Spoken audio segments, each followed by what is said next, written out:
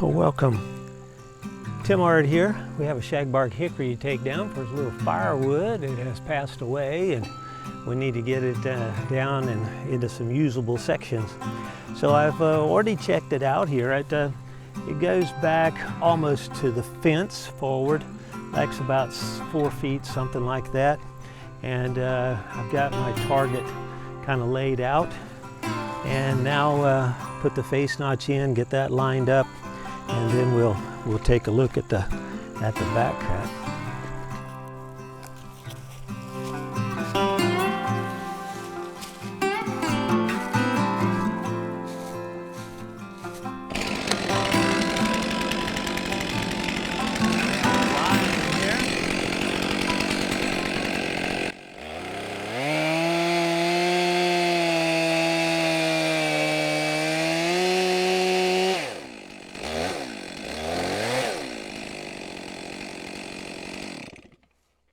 So my lineup, my face notch needs to go back in to 80%. So I'm gonna go down about another 2 inches. I can already see fiber on this tree is not that great, but we'll see here what it looks like.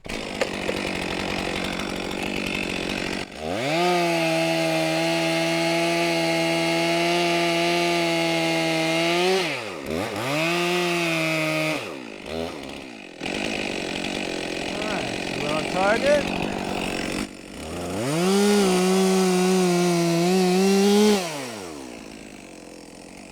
My face notch I want out should be 80 degrees or more.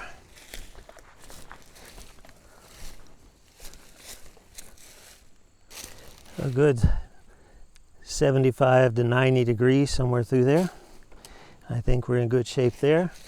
Fiber wise, I've got very dried fiber in here, but I'm hoping it'll stay connected. I've got diameter wise on this one, I've got somewhere around right about 16 inches. And so that means roughly 1.5 inch hinge. I think that's what I'm going to leave. I'm a little bit off level with it by about probably 3/4 of an inch. We'll see if that affects anything. My back cut though should be level to the face notch. So to do a bore cut, I'm going to recognize I have push, pull, kickback on this corner, and then starting corner here to go through.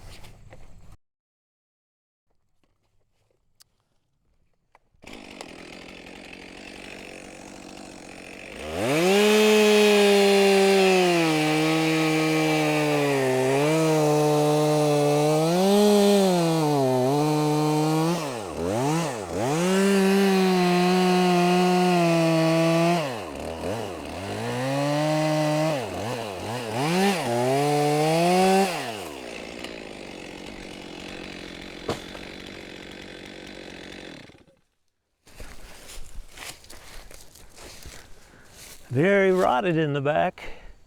Everything kind of folded up there.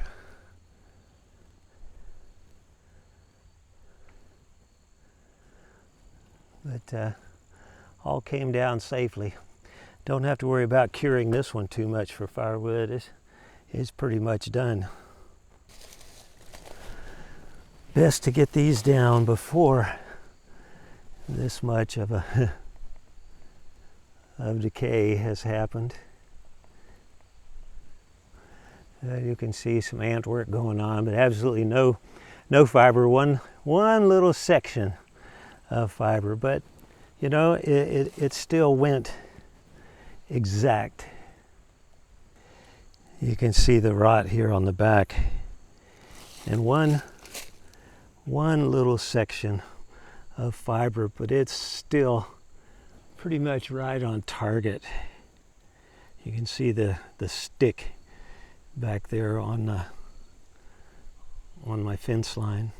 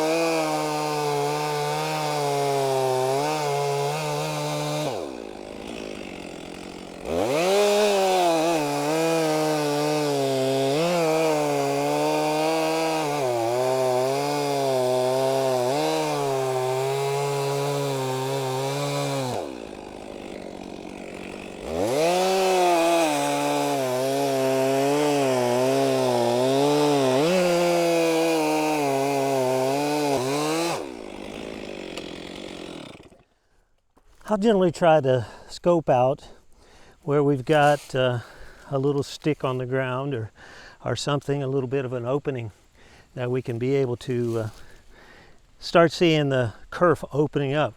Once we get to that, then we can roll and finish the rest of those sides. So just finish up the other side of them.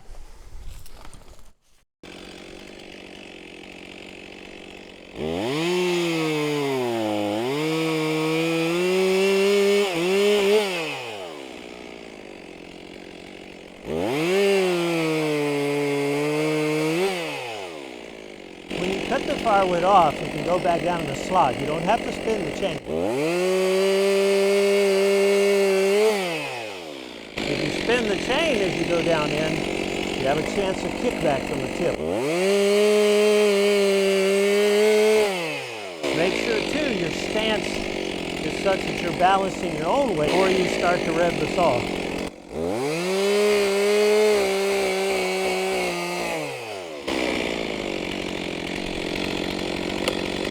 And that gives us some pretty good firewood pieces there.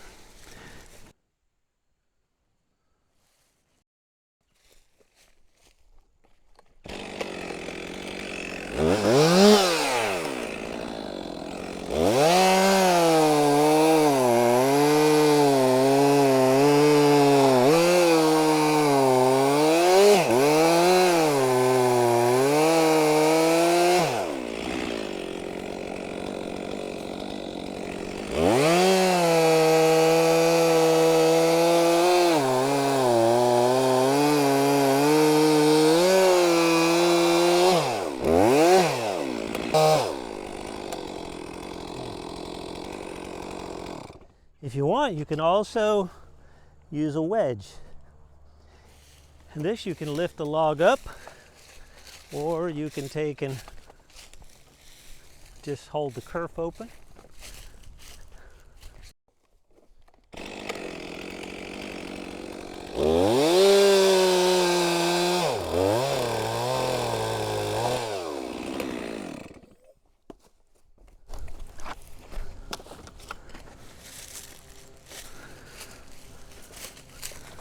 We can anticipate, this is some pretty dried hickory. Looks like it's, I know it died first of last season at least. I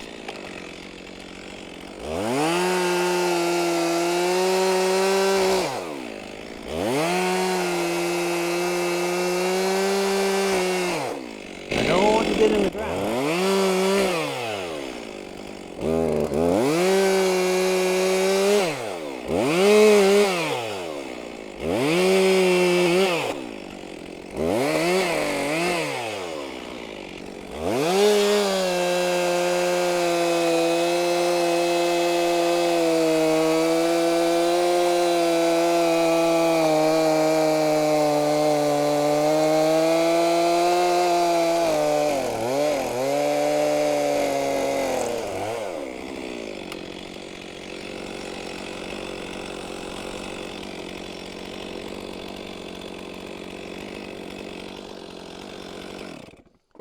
I think it's about time to do just a little sharpening.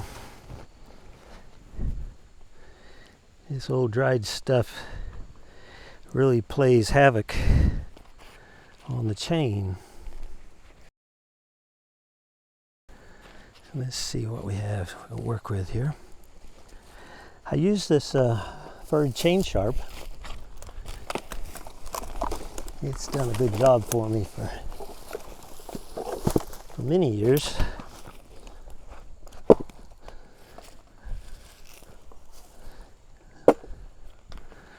And this is set up for the right-hand cutters right now. So I can stand it upright, work down through it here. But I can see I'm already picking up a little bit of chrome peeling there on this dried bark. So I lift it up just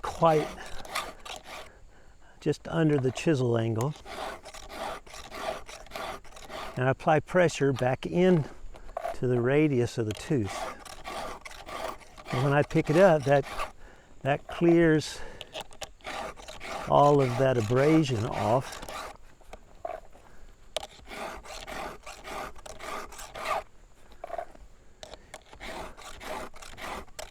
I don't really count strokes. I just go for the feel and make sure that I've got all that chrome that's peeled back off of it. And the last couple strokes go down against the front of the tool, which has another bar on it there. That keeps it where it takes the depth gauge, because the two tops of the teeth go downhill.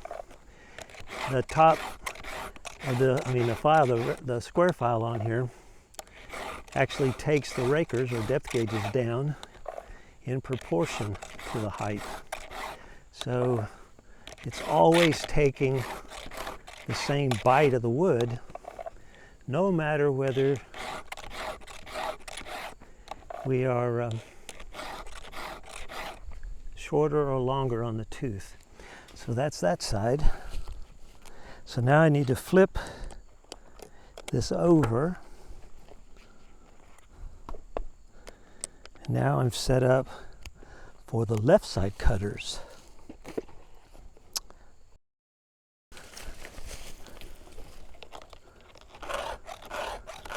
I follow the witness marks on the top of the teeth as close as possible, but I can also see the front line of the tooth and the comb edge. And so that gives me the ability. You always want to make sure you have gloves on as you sharpen, because you can easily be able to slip and slice and dice. You don't want to do that.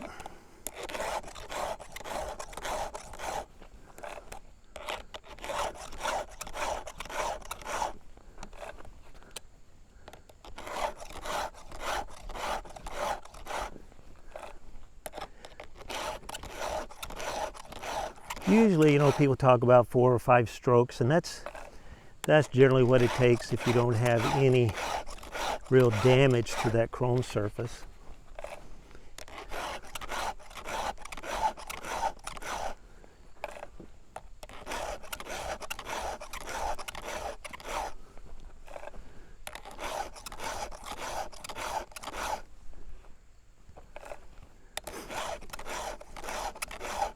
Hickory bark, the wood's no real different than most others that are dried, but hickory bark that's dried is very abrasive.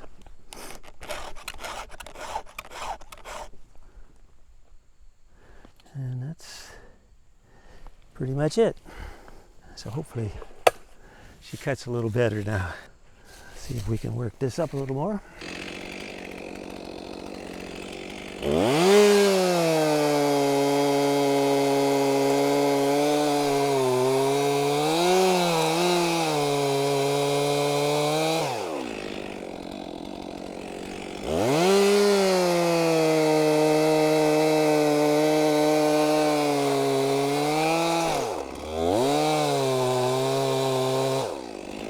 Kind of split up a little bit here.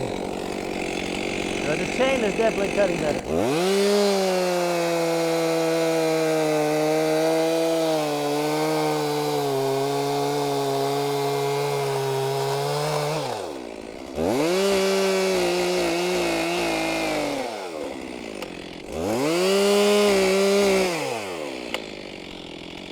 You really want that chain doing the work for you. You don't want to be applying a lot of pressure.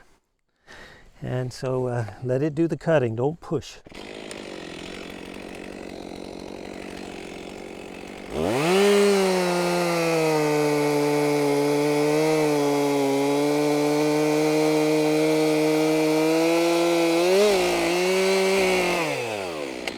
Then more or less your depth gauges are going to be feeding in the chips. And so when you hold straight here, the weight's on the log, you pull back slightly to engage the chain. If it's not doing that, more or less your chain is dull.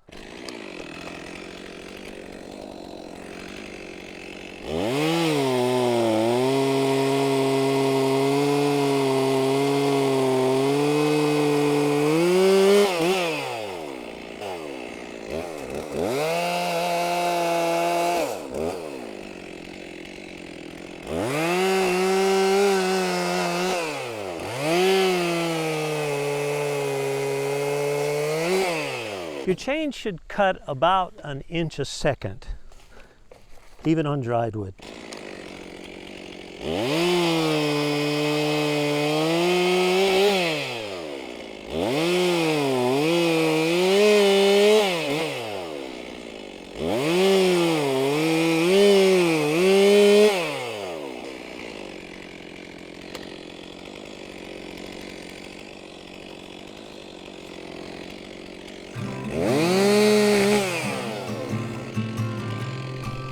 So, looks like about 34 blocks of firewood. I'll get that split, and we should have enough for a week or two in the cold winter. So anyway, we don't burn all that much wood, but it's nice to have on those cool mornings and to supplement the old heat pump. So anyhow, next step is get this stuff loaded up and see what we can do in getting it up to the wood pile. One quick sharpening, and we made it all the way through in less than 1 tank of gas.